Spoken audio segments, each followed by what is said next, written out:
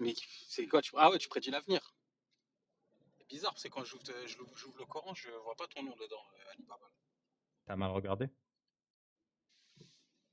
Ouais, peut-être. Peut-être on n'a pas lu le même, hein. Qui sait? Le Coran, il prédit l'avenir déjà. Dans le Coran, Allah il m'appelle Dhil Kifl, celui à la belle fesse, dans la sourate Al-Kahf. Mais comme t'as pas lu le Coran, tu connais pas Dhil Kifl, celui à la belle fesse.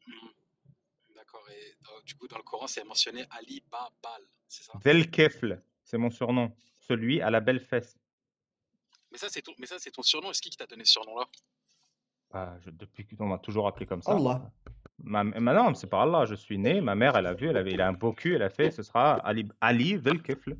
Voilà, Ali aux belles fesses. Et c'est marqué dans le Coran, c'est pour ça, parce que ma mère est musulmane, elle trouvait ça beau dans le Coran, dans la sourate Al-Kahf, la caverne, et du coup elle m'a surnommé comme ça, et ça fait référence à moi en fait, parce qu'il n'y a personne sur Terre aujourd'hui qui se fait appeler Dhil Kifl, à la belle fesse, tu chercheras, à part moi. T'as quelqu'un qui te pose une question, Ali, parce que vu que tu connais bien l'islam, il y a quelqu'un qui te demande est-ce que les marques de luxe, c'est halal? Je sais pas. T'es pas assez renseigné alors. Relis. Ouais, Mm. merci.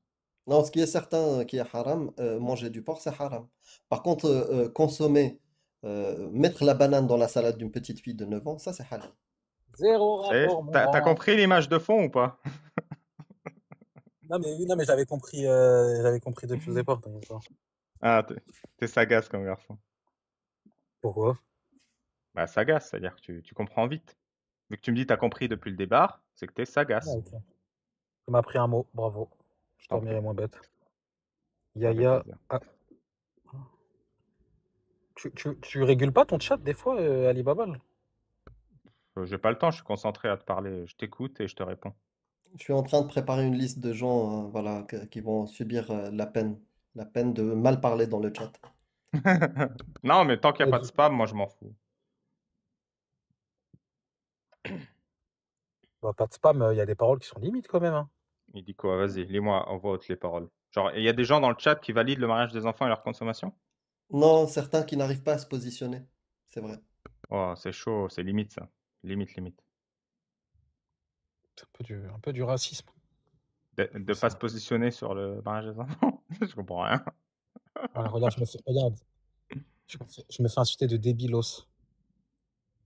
Moi, je dirais pas ça. Je dirais que t'es endoctriné et aliéné. Débile, je pense pas. Il y a quasiment personne sur Terre que je pense qui est débile. Mais là, tu es complètement aliéné. Aliéné, c'est-à-dire que tes valeurs sont inversées. Tu prends comme bien ce qui est criminel et tu prends comme criminel ce qui est bien. Par exemple, assassiner un être humain pour avoir pensé un truc ou l'avoir dit à voix haute, c'est criminel. Et toi, tu trouves ça bien. Et criminel pour qui? Pardon, Est-ce que, c'est subjectif. est-ce que ça fait de moi une mauvaise personne d'avoir mes pensées ou pas? C'est ça que je comprends pas. En fait, tu n'arrives pas à assumer la réalité. Avoir des pensées, ça fait pas de toi une mauvaise personne. Avoir des pensées criminelles, ça fait de toi une mauvaise personne. Par exemple, valider le principe du meurtre de quelqu'un, oui, ça fait de toi une mauvaise personne. Et je comprends pas que tu n'arrives pas à le comprendre. Est-ce que pour toi, Valider, ne pas pouvoir se positionner sur la dignité et la protection de l'enfance, ça fait de toi une mauvaise personne. Je comprends pas que tu n'arrives pas à le comprendre. est-ce que pour toi, le H, c'était une mauvaise personne? Le H. T'as une sonnerie très forte derrière toi, si Ouais, tu peux et couper. trop de bruit, plastique, Ouais, voiture. Non, c'est bon. Ouais, parce que je livre des cigarettes. Bah, coupe ton micro et on reparle quand t'as Alhamdoulilah fini. Ta'ala pour les cigarettes. Et c'est haram, les cigarettes, fais attention. Ils sont bas les steaks. Mais lui, le mariage des petites filles, il se positionne pas. Je rigole, frère. La peine de l'apostasie? Je sais pas. Vendre des cigarettes? Ah non, non, non. Alhamdoulilah Ta'ala. Ah, déjà n'importe quoi. Déjà, les cigarettes, je rigole. Et de deux, la peine de l'apostasie, j'y ai répondu, hein. J'y ai répondu, j'ai pas été hypocrite. Donc toi, il faut savoir, quand il y a quelqu'un qui est hypocrite et qui sait pas te répondre, t'es pas content. Et quand il y a quelqu'un qui dit ce qu'il pense droit dans la gueule, t'es pas content non plus. Attends, Qu'est-ce que je vais te redire clairement ce que je dis à chaque fois, parce que je joue carte sur table à chaque fois. Mais c'est pas grave si tu le sais pas, tu n'es pas là à chacun de mes lives, mais je vais le dire. Notre objectif, c'est que les musulmans se rendent compte que l'islam, c'est une arnaque, pour qu'ils se retournent eux-mêmes contre l'islam. Pour arriver à cet objectif, qu'est-ce que je fais? Je débat avec des musulmans pour trois raisons. La première, c'est leur offrir une critique de leurs idées, comme je le fais pour toi. Une critique la plus construite et la plus raisonnable et raisonnée possible. La deuxième, c'est que je débat avec des gens comme toi pour que les musulmans qui écoutent se disent Ils voient ça d'un point de vue extérieur. Si je deviens un bon musulman, je risque de devenir et de penser comme ça, voire de faire ces actions. Et du coup, ça les dégoûte et ils se remettent en question. Le troisième, c'est pour équiper les non-musulmans. Coupe ton micro, s'il te plaît. C'est pour équiper les non-musulmans d'outils pour apporter une critique construite et raisonnée aux musulmans qui les entourent, pour ne pas les infantiliser et les enfermer dans des croyances débiles, infantilisantes et parfois criminelles. C'est ça mes Mais trois justement, objectifs. c'est bien ça, Pour c'est bien atteindre ça le ces problème. objectifs, que tu sois honnête ou malhonnête, c'est la même chose. Moi, j'ai déjà gagné ce combat. Vraiment, j'ai déjà gagné. Parce qu'en 2025, en France, on est dégoûté par tout ce que l'islam propose. Je suis juste en train de créer ce contraste pour que ça aille plus vite. C'est tout. Ouais, sur le troisième objectif, j'inclurais toute personne, qu'elle soit musulmane, pas musulmane, ex-musulmane ou autre, on met à disposition la connaissance. Voilà, c'est Oui, tout. c'est vrai. C'est vrai. C'est pour ça d'ailleurs que je suis le plus grand imam de France, que Amir est mon assistant. Tout à fait, tout à fait. Donc, du coup, ce que je voulais dire, le problème, c'est que c'est bien ça, c'est que tu vas dire des choses en live à des gens qui connaissent rien à l'islam, qui n'ont jamais rien ouvert. Oui, Et des après, musulmans. Des musulmans. non, je parle pas de ça. Arrête de raconter n'importe Les quoi. deux. Ah, à chaque fois pour parler, l'autre, il sait quoi, tu te mets la souris dans le cul ou quoi, Amir? Oui, C'est mais un ça n'a des rien à plaisirs, voir. c'est un des plaisirs halal dans ma religion Ah zoutourlikienne. non, le mec, à chaque fois, il parle, il s'assoit sur son clavier. Vas-y, arrête toi aussi. Non, Je m'assois sur le clavier? T'as entendu le clavier? je sais C'est pas, toi t'appuies sur quoi ou je sais pas. Waouh! Le mec, il est littéralement dans une boîte de nuit à nous parler. Il fait attends, Amir, j'ai Non, entendu mais Oh un yeah! grincement. non, c'est parce que je suis dans la rue. Ah bah ça va alors. Excuse-nous. T'as mis Ce la que rue je dans ton disais. cul ou quoi? Ouais, whisky on the rocks. Oui, whisky. Oui, c'est halal, c'est halal. Whisky on the rocks. Non, du coup, ce que je voulais dire, c'est qu'à à cause de ça, t'as des gens qui ne connaissent rien à l'islam, qui n'ont jamais ouvert un texte, et le lendemain, ils viennent te parler de hadith, de consensus, alors qu'ils n'ont jamais rien lu, et c'est bien ça le problème. Ils ont jamais rien lu et ils sont musulmans? C'est chaud. Mais je te parle pas de C'est quoi musulmans. cette arnaque Mais je te planétaire? parle pas de musulmans, je te prends. Mais arrête, vas-y. Stop, un peu de sérieux quand même. Allez, on va conclure là-dessus, vu que t'as jamais rien lu. Est-ce que tu sais pourquoi Allah demande aux femmes musulmanes de se voiler? Pour les préserver? Non. Dans l'islam Ah, sunnite, c'est pas ça. allez, dis-moi. C'est vrai, ça t'intéresse sincèrement? Oui? Tu me jures d'écouter attentivement et de réfléchir attentivement à ce que je vais dire. Parce que je suis sûr que c'est inédit pour toi. C'est pas un. Je crois que c'est un. Désolé de ne pas avoir mémorisé l'islam par cœur pour répondre aux commentaires, mais c'est pas parce que. On s'en fout, c'est des trous du cul d'extrême droite, les commentaires. Tu vas te concentrer sur la raison de révélation du voile. Mais toi aussi, t'es d'extrême droite, arrête, Ali. Mais toi aussi, on s'en fout. Mais non, je vote pas, moi. Voter, c'est haram. Merci. Alors, je vais t'expliquer. Et sois attentif, s'il te plaît. Mais si tu veux pas écouter, c'est pas grave. Mais je t'en supplie, sois attentif. Vas-y, je t'écoute. On commence par le hadith Bukhari 6240. Hadith authentique de Bukhari, Sahih 6240. Omar explique qu'il avait très envie que Allah ordonne au prophète Mohammed de voiler ses femmes. Mais le prophète Mohammed refusait.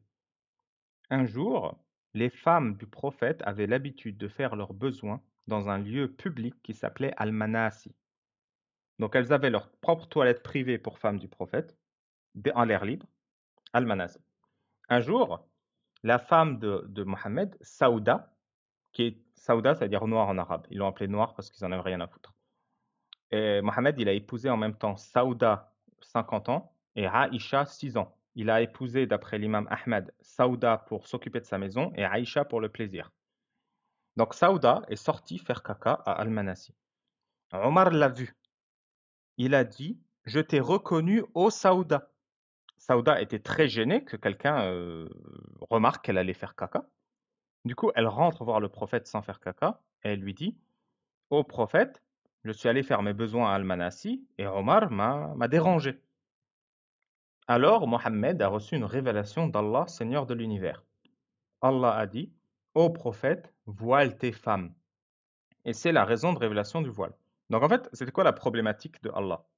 Il y avait des hommes qui harcelaient les femmes qui sortaient faire caca la nuit. Et Allah, il avait plusieurs options devant lui. Et là, le hadith est fini, hein, c'est moi qui explique. Première option, punir les hommes qui harcèlent les femmes. Deuxième option, éduquer les hommes à ne pas harceler les femmes quand elles font caca la nuit. Troisième option, cacher les cheveux des femmes pour que les hommes sachent que si une femme cache ses cheveux, c'est qu'elle ne souhaite pas être harcelée quand elle fait caca dehors la nuit. Allah a choisi la troisième option parce qu'il est très sage. Qu'est-ce qui se passe du coup quand un musulman voyait une femme faire caca dehors? Si elle avait un voile, il ne la dérangeait pas. Et si elle n'était pas voilée, c'est que c'était une autorisation de la harceler. Par truchement, ils ont interdit aux femmes esclaves de voiler leurs cheveux, ce qui était une autorisation permanente de les harceler quand elles faisaient caca la nuit. Ensuite, le lendemain, Hadith Bukhari 4795. Hadith Sahih Bukhari 4795. Saouda s'est voilée et elle est ressortie faire caca. Le caca de la veille, certainement. Et elle était grande et courbée. Elle avait une démarche singulière. Omar a dit, je t'ai encore reconnu, ô Saouda. Saouda a encore retenu son caca et elle est allée voir le prophète Mohammed. Elle lui a dit, même voilée, Omar m'a harcelé. Omar, le compagnon bien guidé. Alors le prophète a eu une deuxième révélation d'Allah. Il a dit, Allah vient de me parler, ce n'est pas grave, les femmes ont le droit de sortir de leur maison pour faire caca. Voilà, c'est les raisons de la révélation du voile d'après les grands savants de l'islam sunnite. Et ça, c'est quoi? C'est un hadith, ça? Bukhari 6240, Bukhari 4795. Je peux aller vérifier ou Avec grand plaisir. Tu peux me le redire, s'il te plaît? Bukhari 6240. Attends, je le note. 6240, comme ça, après, je peux juste copier-coller. C'est rare que les gens vérifient, donc je suis très fier de toi. Et c'est sincère. Bah oui, parce que non, mais tu me dis quelque chose et... Attends, mais même, du coup, c'est quoi le... Et Bukhari, et le deuxième, c'est Bukhari 4795. Voilà. Bukhari, quoi? Tu m'as dit 4795. 6240, okay. 4795. Ouais, voilà. Mais du coup, mais avant... Il n'y a rien de très péjoratif. Bah, c'est ça que je comprends pas. De quoi? Parce que, enfin, je vais aller vérifier, mais dans ce que tu racontes, il y a quoi de mal? Je comprends pas. Je viens de te l'expliquer. Il y a plusieurs problèmes. Le premier, c'est que Allah, face à un problème de société, les femmes se font harceler quand elles font caca. Je change de page, mais je t'écoute. Hein. Oui. Le premier problème, c'est que Allah, face à un problème de société, les femmes se font harceler quand elles font caca, plutôt que de punir et d'éduquer les harceleurs, a décidé de cacher les cheveux des femmes. Il n'y a absolument aucun lien de cause à effet entre les cheveux des femmes et harceler une femme quand elle fait caca. Vraiment, il n'y en a aucun. Ça, c'est le premier point. Deuxième point, je l'ai expliqué, ça donne une autorisation aux musulmans que si la femme n'est pas voilée et qu'on la harcèle, Allah n'y voit aucun problème, puisqu'il a seulement interdit de harceler les femmes voilées. Troisième problème, c'est que le voile est utilisé comme outil de ségrégation entre la femme qu'on peut harceler et la femme qu'on ne peut pas harceler. Quatrième, dans la catégorie des femmes qu'on peut harceler, il y a les femmes esclaves, à qui il est interdit de couvrir les cheveux et les seins. Donc quand tu es femme esclave, tu te promènes seins à l'air, et si un musulman te harcèle, tu n'as pas le droit de te défendre, parce qu'Allah n'a pas prévu ça dans sa jurisprudence. Cinquième point, Omar était obsédé du sujet. Il voulait en fait que les femmes ne sortent même pas de chez elles. C'est pour ça que même voilée, il a harcelé Saouda. Et c'est pour ça que Allah en personne, créateur de l'univers, plus grand que les galaxies, plus grand que l'univers entier, s'est déplacé en personne une deuxième fois pour dire que les femmes avaient le droit de sortir faire caca. Pour un truc aussi insignifiant, le créateur de l'univers a besoin de se déplacer parce que Omar était un humain d'1m60, 70, était insistant. Tout ça est très gênant et me donne personnellement, si je devais être le plus rationnel possible, l'impression que cette histoire n'a pas été écrite ou révélée par un Dieu tout-puissant. C'est juste une excuse utilisée par des bédouins du 12e, 11e siècle d'Arabie pour soumettre les femmes. J'ai tapé du coup ce que tu m'as dit, mais j'ai pas d'histoire de caca, moi. Hein. Tu veux bien me lire ce que tu as devant les yeux pour le Bukhari Est-ce que je peux afficher... Attends, ouais, oui, si tu peux afficher, je te mets en grand. Ouais. Tu sais au moins le sens de l'appel à la nature. Ah, mais attends. Ça me met comme ça. Je peux pas... Ah merde. Bah, lis-nous, je te fais confiance. Lis-nous le hadith. Ah, mais attends, est-ce que je peux le... Ah, si, là, c'est bon. Là, c'est bon. Attends. Ah merde. Je crois que je peux pas le lire. Attends. Parce que je le vois en, tu sais, je le vois en tout petit. Attends. Bah, si tu veux, tu peux le vérifier plus tard et revenir la semaine prochaine ou samedi, par exemple. Comme ça, tu prends bien ton temps, tu analyses la situation, tu vois les pour et les contre. Est-ce que j'ai raison? Est-ce que j'exagère? Mais parce que moi, j'ai tapé exactement ce que tu m'as dit et ça me parle pas. 6240, ça parle pas d'excrément. Hein. Ça parle de En quoi, fait, Bukhari ça parle, 6240? ça parle d'harcèlement, mais il n'y a pas ton histoire de caca là. Tu veux En que fait, je ça te, te dit. tu veux que je te le lise en arabe? Je sais pas. Putain.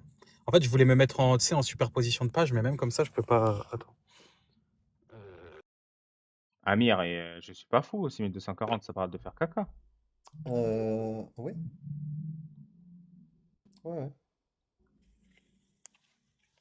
Mais je suis. Mais la version, par exemple, en anglais, ça dit went out. Tu vois? Il précise pas comme en arabe. En arabe, il dit quoi?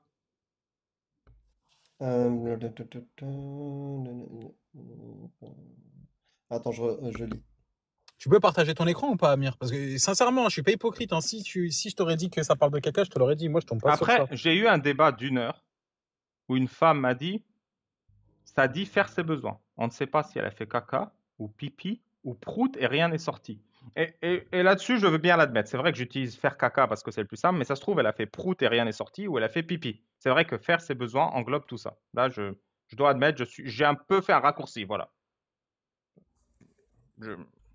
Voilà, je m'incline.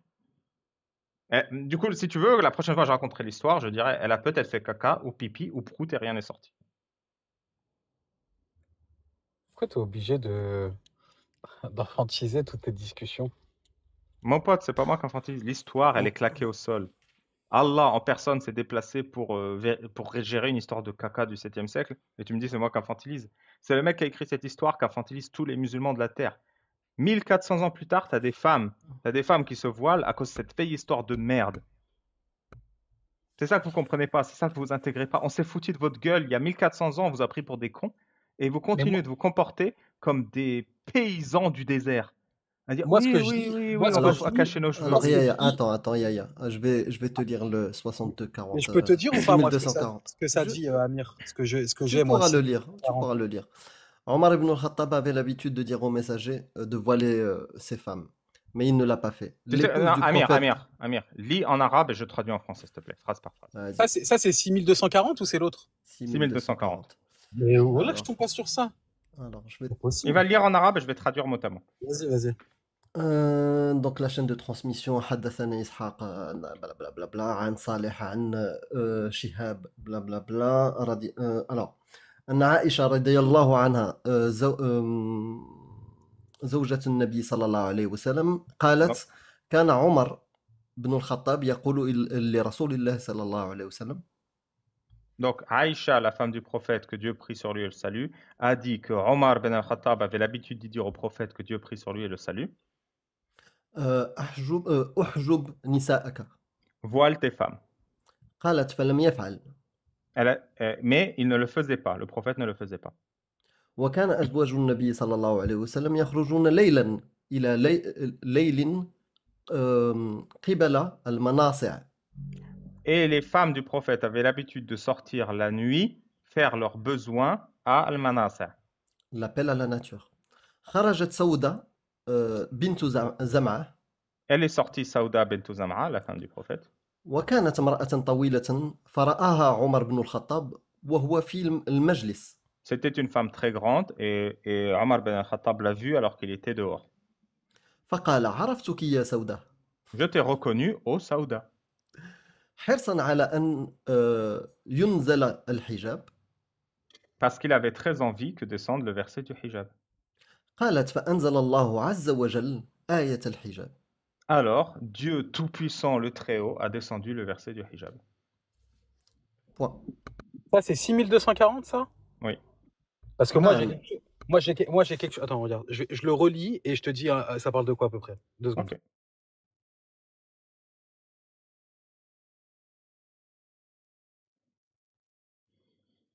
Ça faisait longtemps qu'on n'avait pas fait le caca de Saouda. grave. Ah, je te jure. Tu sais qu'il est illustré dans mon bouquin, hein, cette histoire. Elle est bien, bien détaillée. En gros, moi, ce que j'ai, c'est qu'à Médine, avant, il y avait beaucoup de. En gros, le mot qui est employé, ça grouillait de pervers. En gros, c'est le contexte de ces versets-là. Et que, en gros, les femmes musulmanes, elles se faisaient harceler. Et en gros, il y a écrit comme quoi Dieu a fait descendre ce verset et a dit aux femmes libres de se voiler. pas aux femmes Oui. Alors esclaves. là, il y a deux éléments. En fait, ce que tu lis, c'est pas le hadith qu'on t'a donné. Ce que tu lis, c'est le tafsir, probablement de Qurtubi, du verset du Non, Coran. non, Oui. c'est pas le tafsir. Bah, c'est pas... Ou sinon, tu Parce que rajoutes des le choses hadith, il pour est expliquer. exactement mot à mot ce que Amir a lu. Là, ce que tu es en train de lire, c'est une explication de quelqu'un de cette histoire. Mais oui, effectivement, c'est ça l'histoire. Il y a des mecs qui leur montraient leur tub, dont Omar, et du coup, le code qui a été passé, c'est les femmes libres et musulmanes se voilent, et quand un pervers voit une femme voilée, il sait qu'elle appartient à un musulman et qu'il aura des emmerdes s'il la harcèle. Du coup, c'était une Mais, autorisation de harceler les femmes non voilées. Et on interdisait mais, aux esclaves de se voiler, comme ça on pouvait les harceler tout le temps. mais donc, du coup, du coup, si ce que je lis, tu me dis c'est un tafsir, du coup, pourquoi dans le tafsir, il parle pas du caca, il parle que d'harcèlement? C'est ça que je comprends pas. Je t'ai lu le hadith sahih qui explique la descente de ce verset. Puis le verset est expliqué par les savants. En fait, il y a trois mécaniques. Tu as le hadith, révélation du verset, le verset, l'explication du verset interprétée par un savant. Bah oui. Et après, ça dépend du tafsir du hadith que tu as pris. Lequel? Par exemple, Mais en si plus, je t'as prends fait quoi? Fath T'as même al-Bari, pas c'est marqué. pris, t'as pas pris un tafsir, t'as tapé sur ChatGPT, c'est pour ça, non? Bah oui, c'est un truc tronqué ou sur un site, voilà. Ouais. Mais Fath al-Bari qui fait justement le tafsir de ce hadith-là, il parle, oui, de l'appel à la nature. Et il te cite aussi, en plus, le hadith avec Omar qui frappe l'esclave à la tête, lui demandant de retirer le voile, puisque c'est la tenue des femmes libres, Ouais. que tu peux trouver dans le Musannaf ou dans plein de trucs. Même l'imam Ibn Abi Shayba, il en parle d'une manière très large du caca de Saouda. Ouais. Mais après, on va pas passer une heure à te laisser faire tes recherches. Recherche le sujet, regarde les sources que je t'ai données, directement la source, en arabe, Mhm. en anglais, en français, comme tu veux. Je Et suis rends-toi tombé sur la compte. page. C'était bien, c'était Ah. pas. Je viens de comprendre. Parce qu'en fait, quand j'ai écrit ça, j'ai pris le premier lien, c'était pas un lien sponsorisé ou quoi. Sauf que ça m'a sorti l'explication directe. Je voyais C'est pas pour ça le. que tu as besoin de temps pour chercher. Tu devrais consacrer du temps à chercher, regarder les tafsirs du hadith complètement, et puis après, reviens. Et moi, la conclusion que je te propose, c'est le mec qui t'a raconté cette histoire pour justifier le voile se fout de ta gueule. Je ne pense pas que faire caca dehors la nuit, c'est une bonne raison de cacher ses cheveux. Et il y a des grands savants de l'islam qui disent si, c'est une bonne raison que toutes les femmes en 2025 se cachent les cheveux. Je ne pense pas que c'est pertinent.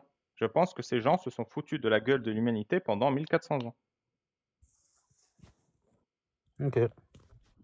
Et pour conclure, hein, parce qu'on a parlé de ce sujet-là au début, j'aimerais juste dire un mot à Ali Babal.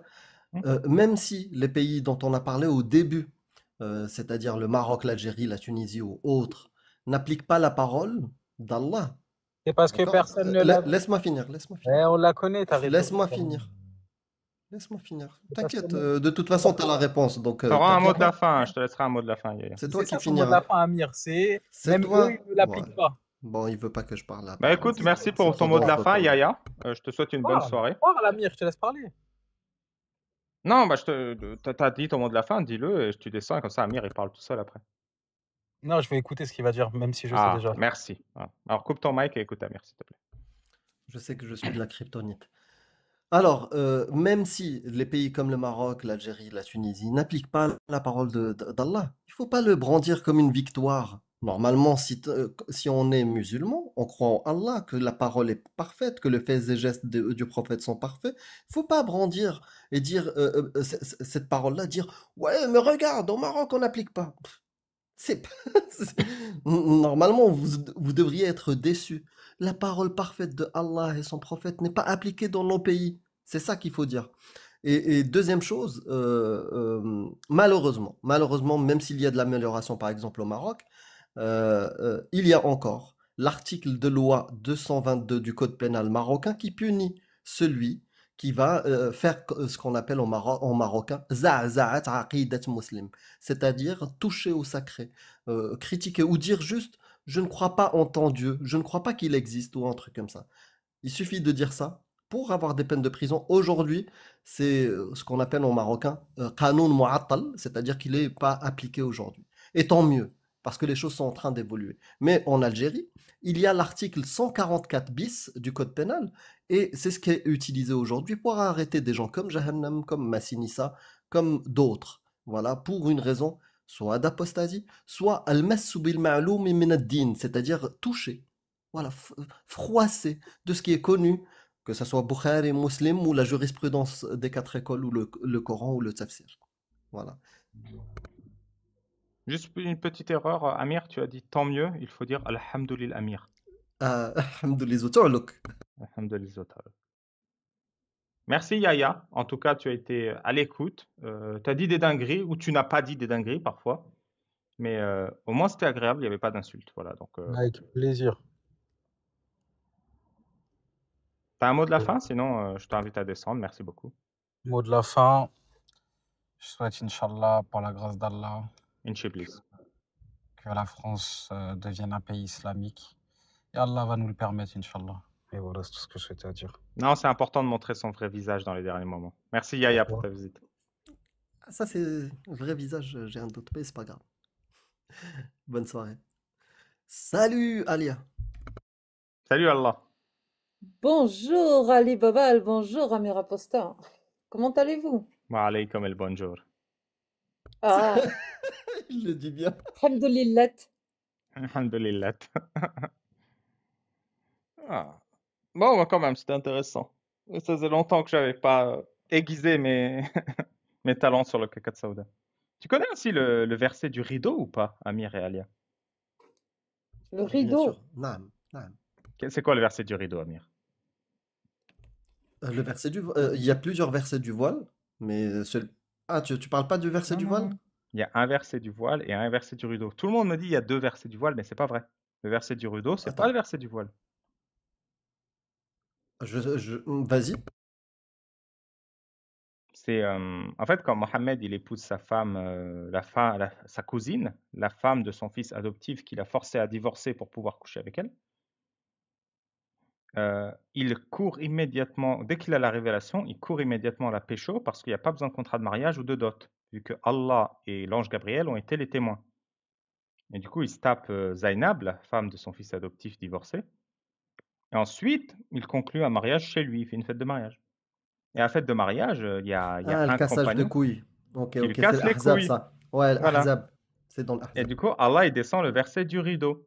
Tu peux mettre un rideau avec ton épouse pour pas qu'on te dérange. Du coup, le mec, il suit Mohamed partout, alors que Mohamed, il veut juste se taper Zainab qui vient de récupérer, qui est super bonne. Et du coup, Mohamed, il a la révélation du verset du rideau. Le gars, il fait c'est quoi ça? Et Mohamed, il prend un rideau, il le met entre lui et le mec. Comme ça, il peut se taper Zainab derrière le rideau. Ouais, Voilà. ouais, je vois, ok. C'est le. Attends, Bah, je suis c'est en quel train de verset chercher. du coup? Bah, en attendant, Ouais, je fais l'annonce. je Voilà. sais que c'est dans l'Ahzab, mais je Ouais. ne me souviens plus du numéro du verset. Ouais, c'est le 53 qui 53. dit ouais, ô vous qui croyez, n'entrez pas dans les demeures du prophète sauf permission vous ayant été donnée pour un repas sans attendre qu'il soit prêt. Mais lorsqu'on vous invite, alors entrez. Et quand vous avez mangé, dispersez-vous, Voilà. dégagez. C'est ça, parce que les gens, ils sortaient pas de chez lui. C'est exactement le tafsir. Il y avait 3 mecs qui restaient, qui parlaient chez lui. Et tu avais un 4e qui le suivait dans sa maison. Et le gars, il est là, il veut juste se taper sa meuf, tu vois, il vient de se marier. Et il n'avait pas le courage de le dire directement. Il fallait qu'il Non. passe par l'autorité d'Allah. Et c'est ça, le tafsir l'explique. Le prophète Ouais. Mohammed était aussi timide qu'une vierge effarouchée. Et il n'osait pas dire aux gens qu'il l'emmerdait. Du coup, il tournait en rond dans sa maison. Et les 3 mecs, à un moment, se sont rendus compte que Mohammed tournait autour d'eux. Du coup, ils se sont levés, ils sont partis. Et le dernier, il tournait en rond derrière lui. Et il le suivait dans sa maison. Le tafsir, il l'explique. Et Mohammed n'arrivait pas à lui dire. Du coup, Allah lui a fait une Exact. révélation. Il a récité la révélation. Et il a mis le rideau, il allait baiser. Et du coup, le hadith est raconté par ce même mec qui dit « J'étais la première personne quand Mohammed a eu cette révélation. » Tu vois, il n'a même pas compris que c'était Il lui est le content. problème. Mais dégage, mec. Dégage. Et dans mais franchement, ce verset-là, il est abusé. Il confirme ce qu'a dit Aïcha au prophète. Allah, Yusari'u bihawak. il s'empresse, voilà, dans ton sens. Et là, il dit quoi? Et quand vous avez mangé, dispersez-vous sans chercher à causer indéfiniment. C'est C'est-à-dire, ça. voilà, blablater. Cela faisait de la peine au prophète. Le prophète, il peut pas le dire, tu vois. Mm. Mais il se gênait de vous le dire. Voilà. C'est même précisé. Mais c'est incroyable. Alors qu'Allah C'est ne sa se gêne pas de la secrétaire. vérité. C'est pour ça qu'Allah il a dit, mais Mohammed il pouvait pas leur dire de se casser. Mais Allah, c'est sa secrétaire, quoi. Lui, il peut pas dire ce qu'il pense. C'est ça. Je vais faire l'annonce. Et tu sais, franchement, lisez-le ce verset-là, il est juste magistral. Il dit quoi? Parce que ça fait longtemps que je ne l'ai pas lu. Cela faisait de la peine au prophète, mais il se gênait de vous le dire. Mais Allah ne se gêne pas de dire la vérité. Il y a un autre hadith comme ça où Mohammed dit Allah n'a pas honte de la vérité. Allah n'a pas honte de la vérité. Allah n'a pas honte de la vérité. Il le dit 3 fois. N'enhulez pas vos femmes. Genre, c'est Allah qui t'a donné ce message, tu vois. N'enhule pas ta femme. Tu as vraiment besoin d'Allah pour ça. Ouais. Mais justement, c'est pour ça que j'étais d'accord, par exemple, avec Jack ou d'autres personnes qui disent que le rideau veut dire hijab. Parce que dans ce verset-là, c'est exactement ce qui est utilisé comme terme. Et si vous demandez quelque chose aux épouses du prophète, demandez-leur derrière un rideau. Et en arabe, c'est hijab. Et même, il y a d'autres récits. Il y en a un, c'est quand le verset du hijab est descendu, les femmes ont immédiatement arraché les rideaux de leur maison pour se couvrir les cheveux. Genre, ils ne peuvent pas attendre, tu vois. Et dernière protection dans ce verset-là, parce qu'il faut qu'il soit exhaustif, toutes les peurs du prophète, faut qu'elles soient réglées dans ce verset. Il finit avec quoi? Il ne vous est pas permis de nuire au messager d'Allah, ni d'épouser jamais, jamais ses épouses après lui. Même, genre, s'il meurt, il faut pas toucher aux femmes du prophète, il faut pas les épouser. Ce serait auprès d'Allah un énorme péché.